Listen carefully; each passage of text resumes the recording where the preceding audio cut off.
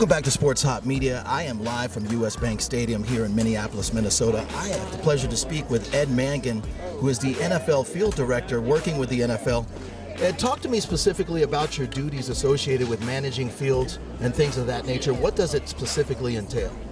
Well, we turn any home site into a neutral site for the NFL. As you can see, we're in the Vikings Stadium, and everything here that is branded Vikings, we will turn that into Superbowl neutral. And obviously when the teams come in. So we'll take the stadium field itself with the inlaid Vikings in the end zone and the Norseman at the 50. All those will come out, put blank pieces in, and then obviously we do all the artwork to change that into the Super Bowl look. And during the regular season, do you oversee the development and the managerial aspect of every NFL field, or is it specifically only during the Super Bowl? No, just during the Super Bowl and special projects. Okay. And how did you get involved with the NFL? Talk to me about that. Started about, 30 years ago. At that time I was with the Kansas City organization and working with George Tillman. And he needed some help 1 year coming in, and that's kind of where it started. This stadium is fairly new. I believe it's only been open for less than a year. Talk about the technology aspect, the field foundation, grass versus artificial turf. Is there a preference? Is something easier to work with in that regard? Well, obviously we're inside, so that's going to be an artificial surface. Right. The artificial surfaces nowadays are really good. They're improving every year with different technologies. It's a plastic fiber, with an infill of sand and rubber, which gives it that cushion and that feel of natural grass.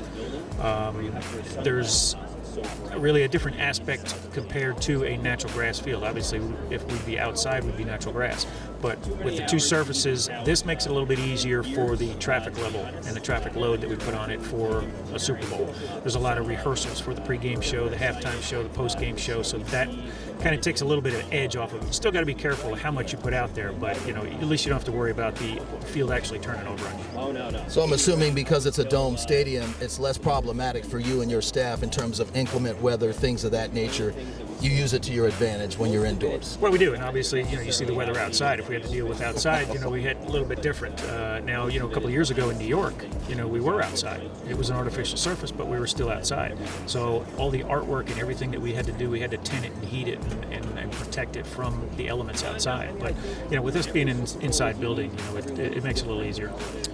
After the Minneapolis miracle, we want to call it, the historic catch that Stephon Diggs, the Vikings beat the Saints, but then they had to go on the road to face the Eagles in the NFC Championship game. Did you and your crew immediately after that process, did you facilitate starting all the work and the ground operations immediately after that game? Yes, we work with Ed Kroikus here at the stadium and their staff, and once the Philadelphia won, we had the changeover from obviously the Vikings field back over to a neutral site. So once that game was over and we knew Vikings were not coming back, then we started the replacement process. Appreciate your time, Ed. Best of luck. My Thank pleasure. you.